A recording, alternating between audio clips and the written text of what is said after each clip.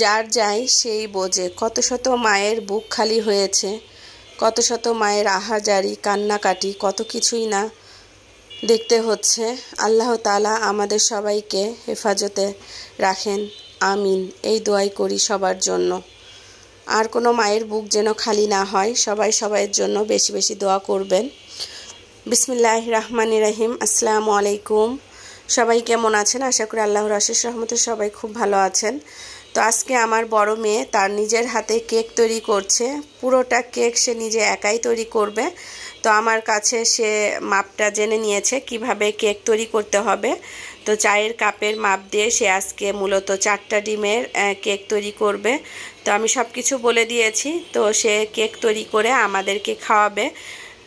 তো আজকে সে কেক তৈরি করছে, একটু ডেকোরেশন করবে। তো কেক তৈরি ঠিকই করেছে, বাকিটা সে ইতিহাস আর কি। পুরোটা কেক সে তৈরি করেছে, সেটা এই ভিডিওর মাধ্যমে শেয়ার করা হয়েছে।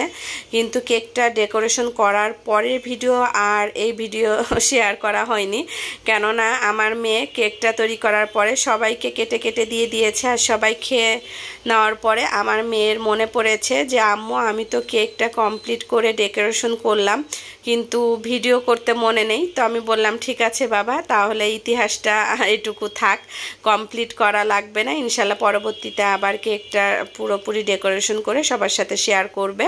তো মাশাল্লাহ দিলে সে কিন্তু খুব সুন্দর করে তার নিজের বুদ্ধি দিয়ে খুব সুন্দর একটা কেক তৈরি করেছে। তো এখানে যে 4টা ডিম চিনি তেল দিয়ে ব্লেন্ড করে নিয়েছে।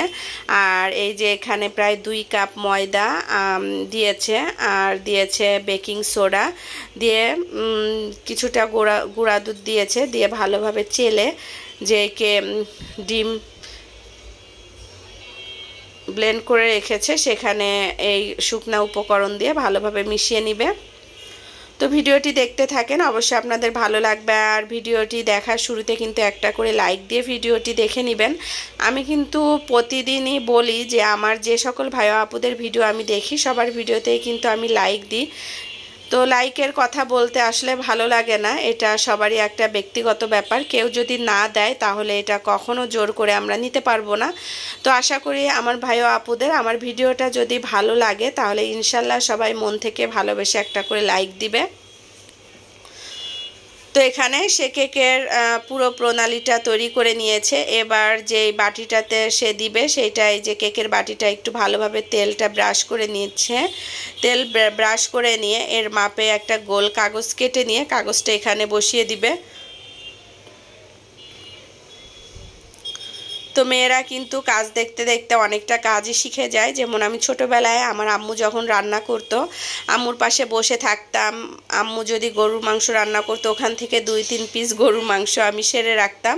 পরবর্তীতে একা একা রান্না করতাম বা পিকনিক করতাম। তো আমার মেয়েরা যখন নিজে কোনো কিছু তৈরি করে তখন আমার সেই দিনগুলোর কথা মনে পড়ে যায়। ওরা আর এরকম করে না, তারপরও ইউটিউব দেখে আমার কাছ থেকে যতটুকু শিখেছে আলহামদুলিল্লাহ খুব সুন্দর করে কিন্তু কেকটা তৈরি করেছে। আর এখানে এই যে ক্রিম দিবে 2 কাপ পরিমাণ ক্রিম দিয়ে এখানে কেকের যে উপরে ক্রিমটা এটা তৈরি করে নিচ্ছে।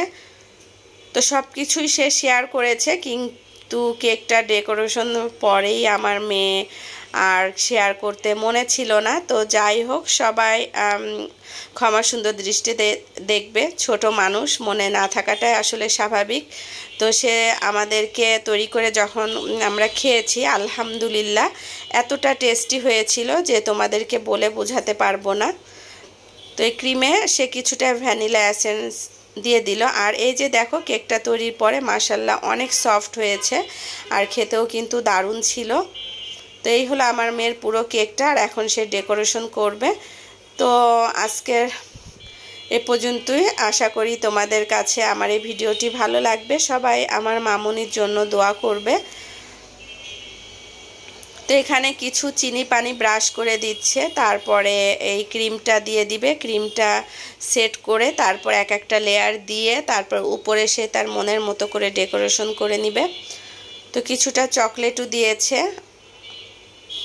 তো এ পর্যন্তই। সবাই ভালো থাকবে, সুস্থ থাকবে এবং অবশ্যই যে যেখানে আছে সবাই সাবধানে থাকবে, বাচ্চাদের প্রতি খেয়াল রাখবে। আল্লাহ হাফেজ। আসসালামু আলাইকুম।